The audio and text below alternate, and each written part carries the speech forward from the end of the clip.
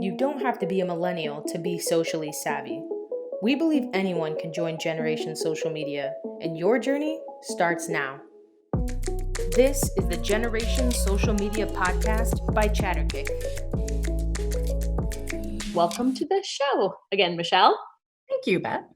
Yeah, so I'm really excited to go through the survey. If you haven't had a chance, listeners, please feel free to look at the charts and graphs. We have those published. But really, if you had to kind of boil things down, Michelle, we asked people about remote working, about distractions. What were some of your biggest takeaways?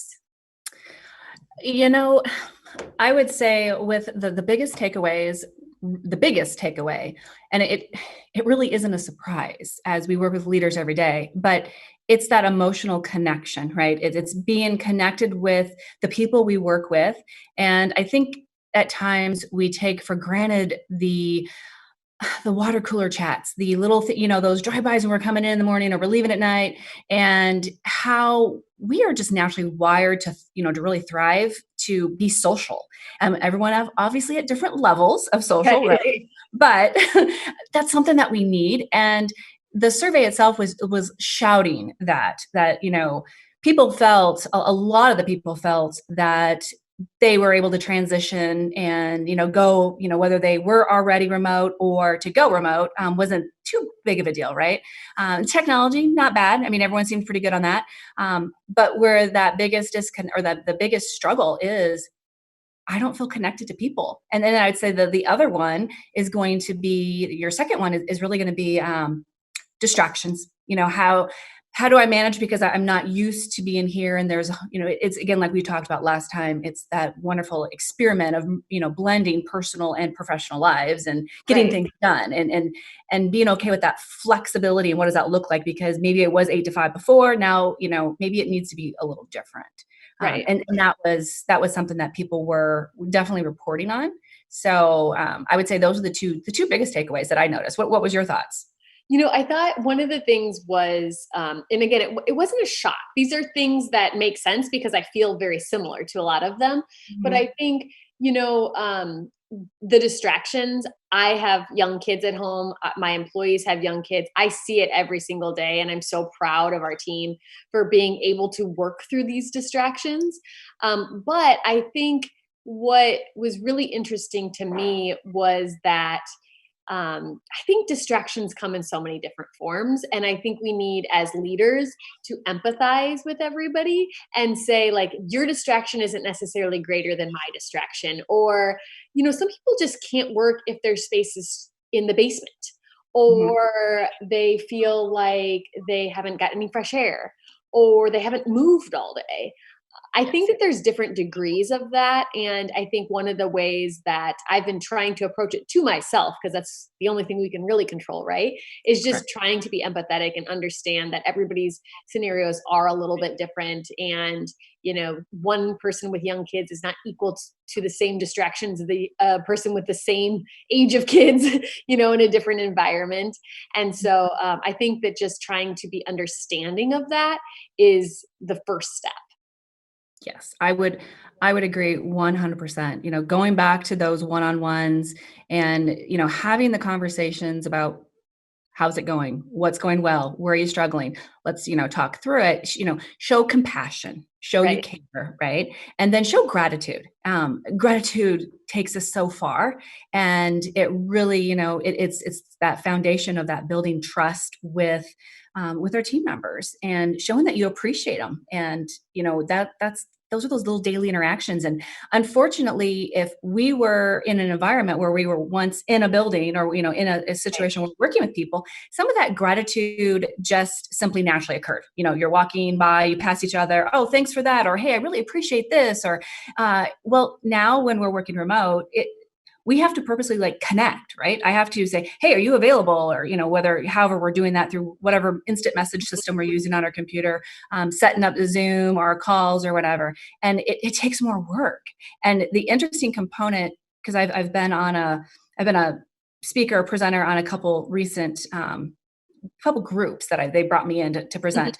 And one of the things that has really been bubbling up in those groups is managers are actually have been more stressed, feel more work overload than the employees. And I know that was brought up, right, in the Yeah. survey. And it's because the managers, what used to be really easy to collide, it just happened. We had the conversation, we talked and so forth. That was really easy. Now they have to be purposeful. They have to plan for it, and that stress and pressure. And people I've been, talking with are like, I'm on Zoom all day. I don't even get to do my work till night because I'm connecting with them. I'm on this project. I'm on this, other team, and that's where it's almost looking at having conversations with our managers in the organization. How are you doing, right? Right. Who's taking care of them, and helping them identify what that looks like and how they can be better at planning out, preparing to make sure they are connecting, but also still having realistic time to get some of the things that they have to get done. Because, and it showed in the study, some people said, they just, work doesn't end. They're working way more, right? And I believe I'm guilty. And I believe it can happen. And sometimes it can happen because we're passionate. We love it, right? But then there are no, it's my checklist. It is all those things that I need to get done. And because I was having conversations, I was on Zoom for this, I was on Zoom for that, working different time zones, another biggie. So yes. Yeah, we're very fortunate. We don't have a lot of time zones, but just that alone can add in a huge dynamic, especially if you're global or if you're working with teams across the globe, because that's not just a couple hours here and there different. That's a whole disruption and can be very challenging. One thing I was really interested at, so I actually, and again, we had a sample size of about 70 individuals. So it wasn't a massive pool, but enough to get some really good data. And one of the questions was, what was your workplace's stance on remote before COVID-19? And only about 30% said that they had the freedom to work remotely when needed, no questions asked ahead of time. And that to me was pretty obvious, but I think the businesses that I worry about, even worrying about going forward, is the 10% that had to go through a massive process if they want to remote. It was such a huge project. And I think that they've had to innovate and adapt so quick that the ones that figured it out, even if their employees don't want to go remote, right? But Yep. I still think that they want the option. And that's what the survey said. It's not just being remote. I don't think that wasn't overwhelming of like everybody just wants to work in their pajamas and at home. It's not that. It's just they want that freedom and flexibility and the feeling of remote, so that they can kind of decide and plan their days. And I think that was something that was interesting to me. Well, and to follow up on that, the one thing I noticed that you guys brought out in the blog was what was the biggest frustration when I go into my workspace, and it's the commute. And some of us, and so when we think about commute, well, sometimes you may go into your workspace and then you may need to go back home or back somewhere else because of appointment or whatever it is, and then go back to the workspace and then go back, that driving. And we all are thinking, I could be spending my time being more productive versus in my car driving. And I know there are people in this in the Omaha metro area. There's people that come in from Lincoln, that were coming in from Lincoln every day. We've got a client that drives from West Des Moines to Wow. 140th in Omaha every day. And there is something about a decompress. You can wrap your thoughts, and so forth. Because I used to drive about an hour when I lived in Charleston. I had worked at Nucor Steel, and it was about an hour for me to wrap around where I lived to get back to the mill. But there was pros and cons, in the sense of how you felt about it. And then once you start getting that freedom, I remember I had my daughter, and so then I was at home on maternity leave, but then I was doing a little bit of work from home as I gradually kind of came back. And that's when I started having, that was years ago. That's when I started having wow, I'm losing so much time or so many things I could be doing as I'm sitting in this car for an hour. It's and that showed up as well, that, one of the things that why they liked working from home was because they didn't have to commute. Right. My husband and I were actually talking about this last night, and we commute literally 15 minutes. So it's not a long drive. But one of the things, and I was like, isn't that silly? Like, that just seems silly to, like, is that important to you? And then we started talking about it. And I think the thing that I've noticed the most with that just 15 minutes a day, not so much in the morning, but mainly in the evening is, it's the difference between getting the dinner on the table at 6 and at 7. It's the difference between, just like a little bit of time helps you really catapult the rest of your evening. And when we really only have a handful of hours every evening, if you're like me and go to bed really early, it definitely does make a difference, 15 minutes, 30 minutes. Like you said, it's not just the drive time, it's getting in the door, it's that process that Yes. probably really does make a difference for a lot of people. And I always listen to podcasts in the drive. So I really always liked that, but I do see the value and the beauty in not having that every single day. Agree. And I think that goes back to that. What the majority of people wanted is a blend, right? And I even think, gosh, and you and I've talked about this, flexibility and defining what does flexibility in the workplace mean? Because everyone has so many different definitions of it, right? And how do we create a system that people understand that if we're going to start having this option, because that has been the interesting thing as I've been talking to clients. I've got some that never thought their people could work outside of their office, and they actually are having serious conversations. People are not going to have to return if they don't want to ever, right? And I'm okay. I love that, but let's get a plan in place. What does it look like? Let's put some structure around it, because we want to make sure that we are, creating an environment that people can be successful and not failing. And most importantly, not failing in your eyes, because you may think flexibility is one thing and they may think it's something else. And then now we're going to clash and it starts deteriorating that trust. And as trust erodes, now other problems start bubbling up. And both people probably have really good intentions, but there's that misunderstanding of, how I perceive flexibility versus you. And putting that in place. And I know you've done that because your group has had, that flexibility, for a while, and it's what helps make your team successful. Right. But, and we had to just right before COVID, we had to do this, or we didn't have to, but we decided to really lean into that, just what you were saying, because what we were finding, because we've had a lot of flexibility over the last 8 years, but that means something different to every single person, right? Some people that may mean leaving 5 minutes early. Other people that may mean taking a 4-hour lunch break. And it just became a little bit muddy in our communication. We didn't really know what it meant. So we really tried to define and ask the deeper questions. Like, what does flexibility mean to you? And we didn't want to get it too complicated. We didn't want to overly process it. But I think we really boiled it down to 2 things, and it was trust and accountability.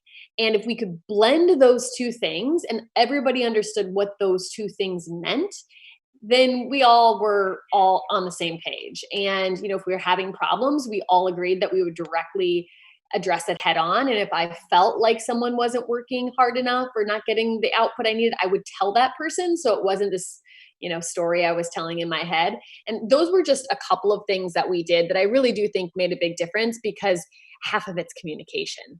Half of flexibility is just telling people when you're available, when you're not, how you're going to be working, what still needs to get done, right? Because work still needs to get done.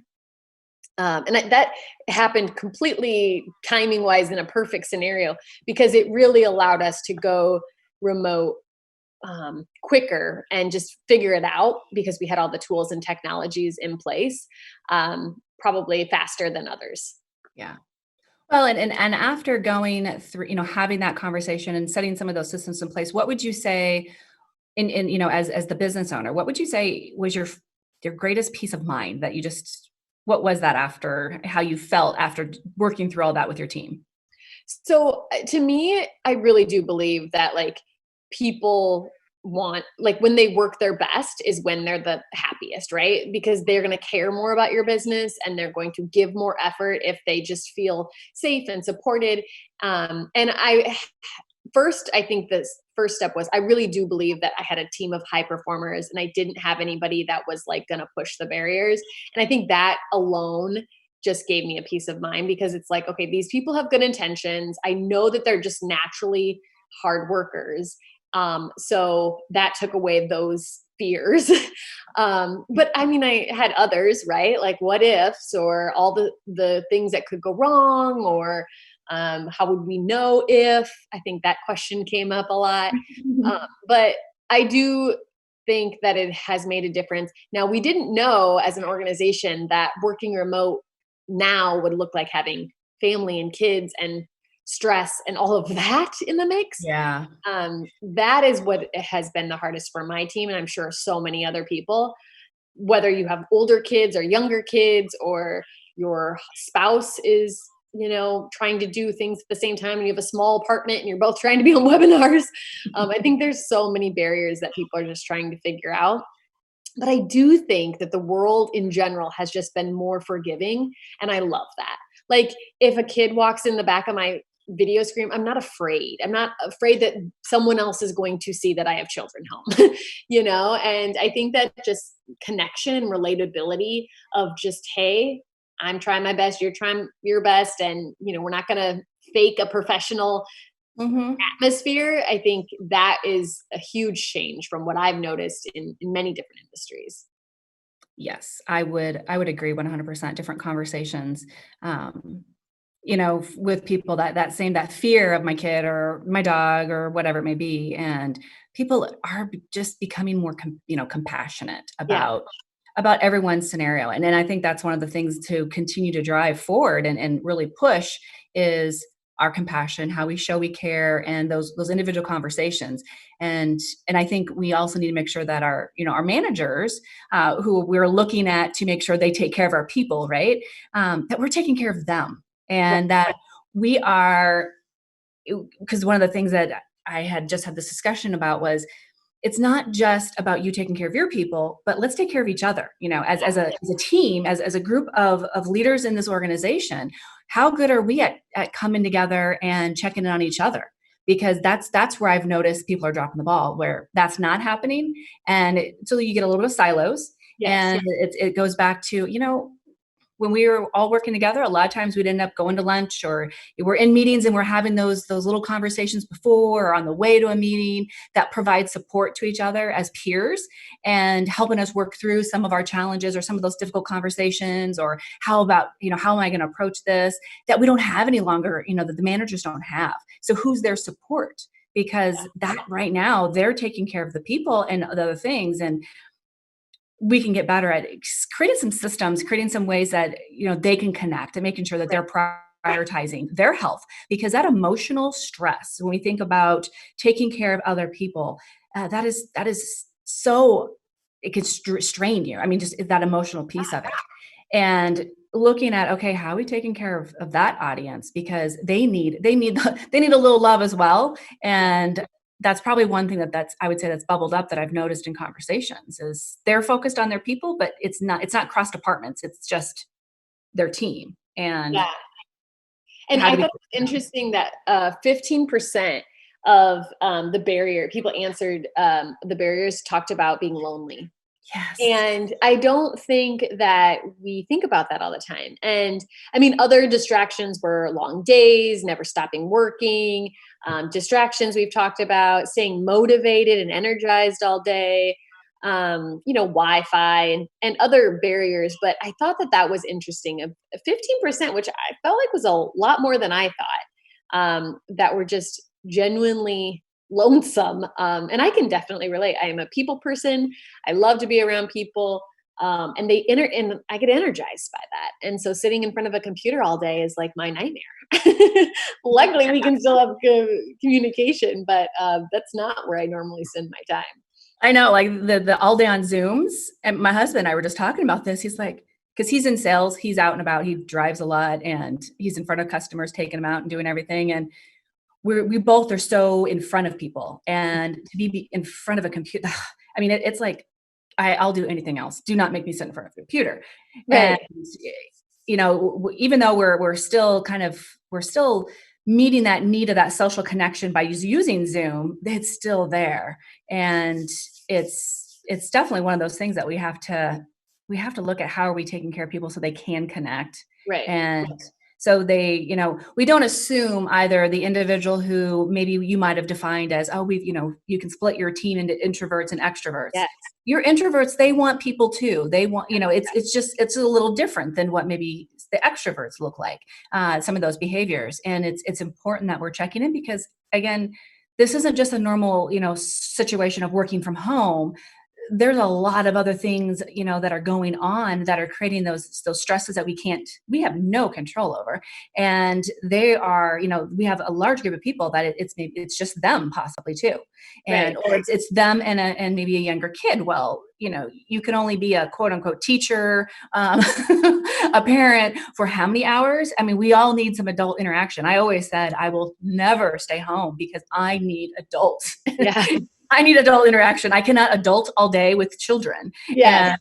And looking at that piece, it's true. It's real. And I know we're seeing it a lot in the media. And I think a little bit goes back to you and I believe talked about this, the things that we're noticing commercials. So, for example, whether it was Walmart, Hy-Vee, thanking our nurses, showing gratitude, right? Thanking our employees for the frontline employees coming in. We never saw those commercials until now. Right. And we didn't recognize them as heroes in our community. And, it goes back to they are doing so many positive things, and maybe the people that we work with, or maybe people on our team, maybe their family is one of those individuals, and maybe they're not living at home right now. Right. Maybe because there's so many different scenarios, especially, you go to some of the hot spots and so forth. They are not coming home because they don't want to cause any possible fear at home. So now they're maybe in a hotel or whatever by themselves. So, and I know our numbers, people that were doing our survey did not come from any of those environments, but there's so many things that create that loneliness. And how do we get better at connecting? And that was a question. Maybe we hold that for the next time we come back. But, kind of thinking about with social media, how do business owners, how do leaders in the organization, how do they utilize social media to help people stay connected and better relate to one another? And also, it's kind of a marketing as well, right? People can see what's it like to work there, even during difficult times. Right? Because I think our behaviors, how we take care of our people today, shows people, who are we really, right? When it's down, it's stressed, there's a lot of things going, a lot of unknown, uncertainty. How are you taking care of your people today? And do I want to be a part of your team? And so I've been curious on ideas you have on that, and that probably will take us longer to talk about today than right now. Save that one for the next episode. Yes. I definitely think, though, that one of the questions was talking about how could business leaders help make that remote game better. And the things that are the most important and the things that are probably going to be held under a microscope for your employees is how you make them feel, right? We talked about that. So as a manager, as a boss, as a, maybe you don't manage anybody, maybe you're just starting your career, pick up the phone and call your coworkers, and don't ask them for the latest data reports. Ask them how they're doing, and then stop. Ask them. Like it is something that I don't think we do enough of. And I'm guilty of it. I'm sure so many people are guilty of like communicating for needs instead of like, I need this, or I need to tell you this, or I need this information, instead of communicating because you genuinely want to know. And, I think it's easy, and it needs to be a phone call. I really think that phone calls are so important. Shouldn't be a text, shouldn't be a chat. Just pick up the phone and call your team, and especially those people that, may be struggling. A couple other tactics I think that came out of this. Most people want culture breaks and they want to connect with people. So simple things I've seen, virtual happy hours are fun. There's a app called House Party. You can kind of do this game together with your friends, and you can use it for work too, or you can use Zoom or any of the other teleconference items. There's fun. I like different categories you could have. We're going to do this for one of our team members. This will be coming out after we actually do it, but she had to cancel her family's trip to Disney, was really bummed. This was a big thing for her.